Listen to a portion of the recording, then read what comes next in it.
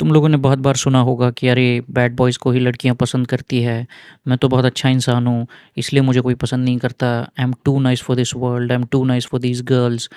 देखो, इस बात में फैक्ट तो है, कुछ सच्चाई तो है इस बात में कि बैड बॉयज़ पसंद आते हैं लड़कियों को। लेकिन क्यों पसंद आते हैं, इस बारे में कभी सोचा क्या? अब ये सच में इस बारे में नहीं है कि वो बैड बॉयज़ कितने बैड है, उनके बैड होने पे एम्फेसिस नहीं है यहाँ पे, फोकस उससे हटाओ। बात कुछ और है। मैंने ऐसा नोटिस किया कि ये बात किसी के बुरे होने के बारे में नहीं है। अरे बुरा इंसान किसी को पसंद नहीं आता यार, है ना? मतलब एक ह्यूमन टेंडेंसी देखो कि अगर कोई बुरा है तो वो उसको पसंद नहीं आता, वो आना भी नहीं चाहिए। तो ये बैड बॉयज़ पसंद आने के पीछे का क्या रीज़न हो सकता है कि कोई बुरा है फिर भी पसंद आ रहा है?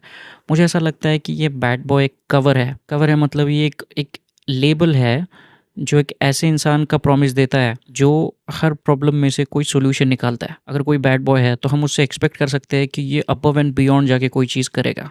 नाइस गाइज़ के ऊपर होती है बाउंड्रीज़। वो हर कोई चीज़ करने से पहले सोचते हैं कि इसके क्या कॉन्सिक्वेंसेस होंगे, मैंने ये करना चाहिए क्या? एक बैड बॉय ये सब नहीं सोचता, वो होता है एक तरह का रिस्क टेकर। तो ये जो क्वालिटी होती है रिस्क टेकिंग की, ये बहुत अपने आप में बहुत अट्रैक्टिव काइंड ऑफ क्वालिटी है और लोगों को यही क्वालिटी सबसे ज़्यादा अच्छी लगती है। लड़कियों को भी यही क्वालिटी लड़कों में सबसे ज़्यादा अच्छी लगती है कि यार इसने रिस्क तो लिया। अरे मैं इस कॉलेज की सबसे खूबसूरत लड़की हूँ, इसने मेरे से आके बात करने का रिस्क लिया। मेरा बोलने का सिर्फ ये मतलब है कि वो बैड है या वो बुरा है इसलिए उसको पसंद किया जाता है, ऐसा कुछ नहीं है।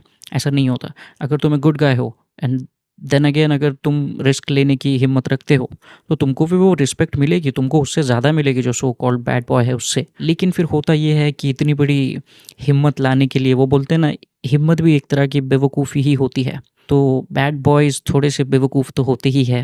एंड ये तो मिथ ही है कि नाइस गाइज़ को वैसे या लड़कियों से रिस्पेक्ट नहीं मिलती, मिलती है।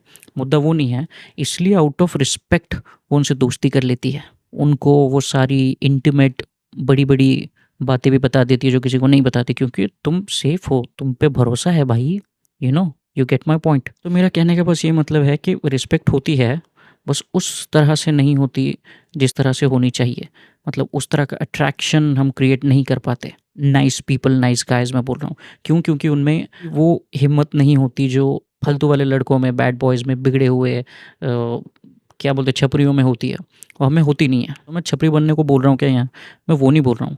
मैं बस बोल रहा हूँ कि अगर तुम भी कहीं से रिस्क टेकर बन जाते हो, छोटे मोटे भी, कैलकुलेटेड ही सही, अगर तुम रिस्क लेने लगते हो, अगर थोड़ा सा हिम्मत अगर दिखा लेते हो, देन वो कंपाउंड करेगा उस चीज़ के साथ, उस फैक्ट के साथ कि तुम एक अच्छे बंदे हो। तो तुमको वो सो कॉल्ड बैड बॉयज से भी बहुत ज़्यादा रिस्पेक्ट मिलेगी, सो मुझे लगता है कि रिस्क टेकर बनना बहुत ज़रूरी है। मेरा यही पॉइंट है, बाकी कोई पॉइंट नहीं है। ना इस वीडियो का पॉइंट कोई और है, ना मेरा पॉइंट कोई और है। मैं ये बोल रहा हूँ कि अगर तुम रिस्क टेकर्स बन सकते हो तो तुमको बुरा बनने की ज़रूरत नहीं है। You just need to be more polite and at the same time you need to be more brave. बस इतनी ही बात है। ये सारा खेल सिर्फ कॉन्फिडेंस का है, बाकी कुछ नहीं है। So don't be a bad boy, be a good boy with confidence. Okay, see you again.